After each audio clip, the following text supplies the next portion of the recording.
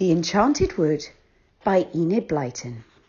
Chapter 33. Safe back home again and goodbye. The party went on and on. The game of musical chairs was fun, for instead of somebody taking a chair away each time the music stopped, the chair took itself away, walked neatly off and stood watching. Silky won that game. She was so quick and light on her feet.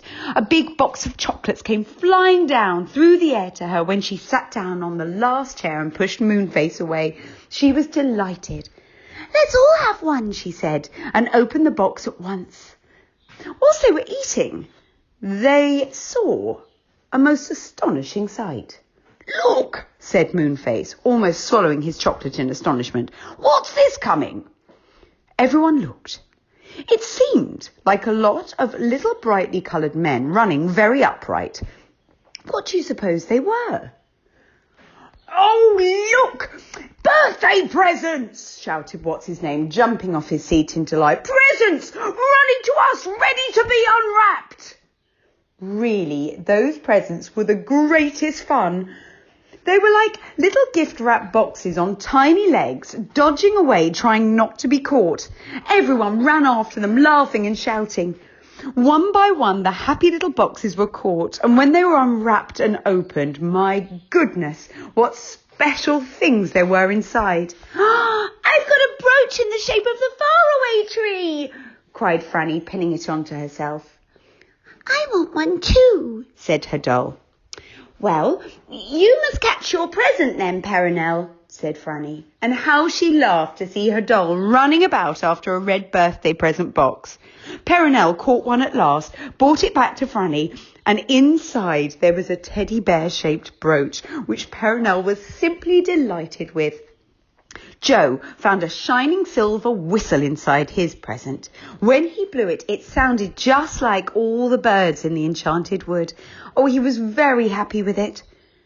Moonface found a special squeaker that sounded just like a cat mewing and made the old saucepan man go hunting for cats all the time. Naughty Moonface. He pressed his squeaker behind the saucepan man and laughed till he cried to hear him call, "Puss, puss, puss," looking under tables and chairs. Silky's clock wanted a present too, so it ran after one and trod on one to catch it. It held it with its foot and unwrapped it with Silky. And what do you suppose was in it? It was a tiny can of oil. "Oh, just a thing to oil your clockwork wheels and springs with," said Silky in delight. The clock was very pleased. It chimed 22 times without stopping, much to the walking doll's astonishment. They played hide and seek, and immediately the most exciting bushes and trees sprang up everywhere to hide behind. Really, the birthday land was the most exciting land to be in. Then, after that, they played pin the tail on the donkey, and a giant toy donkey with a big fluffy tail appeared out of nowhere. Then they thought that maybe they would have races, and hey presto, they saw a crowd of small cars drive up, all ready to be raced. In got everyone, choosing the car they liked best. There was even a tiny one for Perenelle the doll, and an extra one for Silky's clock, who joined in the fun and ding-donged merrily all the time. The saucepan man won the race, though he dropped a few saucepans on the way. Moonface handed him a box of toffee that had appeared for the winner. "You've won," he said. "Run," said the saucepan man. "All right, I'll run." And he ran and ran, just to show how fast he could run when he wanted to. Oh, what a noise he made with his kettles and saucepans clattering all around him. "Supper time! Supper time!" shouted Moonface suddenly, and he pointed to a lovely sight. About 100 toadstools had suddenly grown up, and appearing on them were jugs of all kinds of delicious drinks and cakes and fruits. Smaller toadstools grew beside the big ones. "They're for the seats!" cried Silky, sitting down on one and helping herself to some acornade. "Oh, I'm hungry. Come on, everyone." Beth flew down from the air. Oh, she did love flying. Franny ran up with her doll, who followed her everywhere, talking in her little high voice, and Joe galloped up on his pony. Everyone was very happy. It began to get dark, but nobody minded because big lanterns suddenly shone out everywhere in the trees and bushes. As they sat and ate, they heard another sound. There came a loud bang, bang. Perenelle cuddled up to Franny, frightened. Silky's clock tried to get onto Silky's knee, scared, but she pushed it off. "What's that?" said Joe, patting his frightened pony. "Fireworks! Fireworks!" shouted the angry pixie in delight. "Look! Look!" And there in front of them were the fireworks, setting themselves off beautifully. Rockets flew high and sizzled down in coloured stars. Firework wheels whizzed round and round. Firecrackers popped and banged and jumped. It was so splendid to watch. "This is the loveliest birthday I've ever had," said Beth, happily flapping her big wings as she sat and watched the fireworks. "Lovely things to eat, wishes that come true, exciting games, splendid presents, and now fireworks." "Well, we have to go home at midnight," said Moonface, pushing away Silky's clock, which was trying to sit on his toadstool with him. "But how shall we know when it's midnight?" asked Franny, thinking that it really was time her doll went to bed. Well, they knew all right, because when midnight came, Silky's clock stood up and chimed loudly 12 times.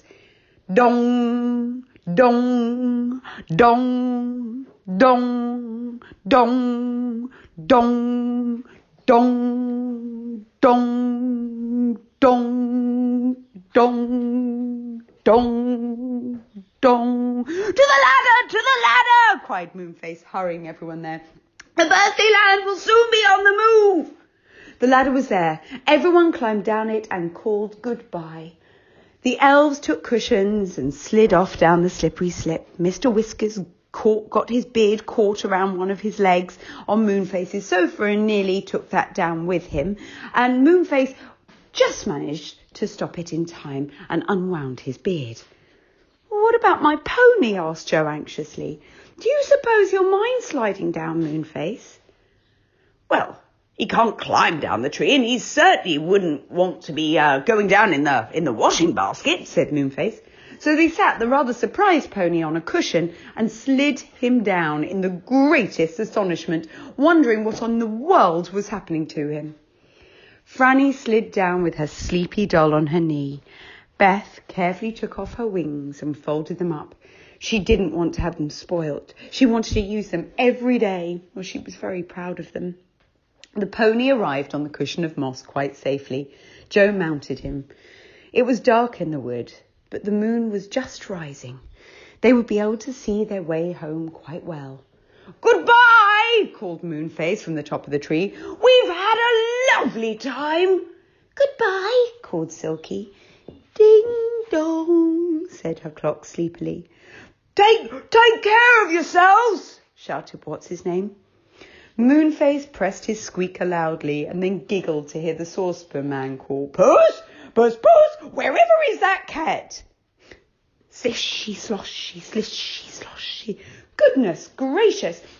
Dame Wash-a-Lot doing washing already?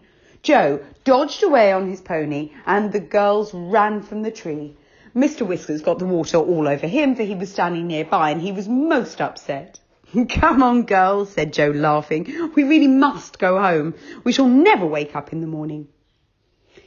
And so they went home once more, through the enchanted wood, with the moon shining pale and cold between the trees.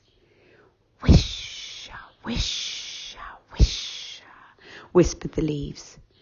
Joe put his pony into the field outside the cottage. Franny undressed Perenelle and put her into her doll's bed. Beth put her wings carefully into a drawer. They all undressed and got sleepily into bed. "Good night," they said. "Oh, what a lovely day it's been.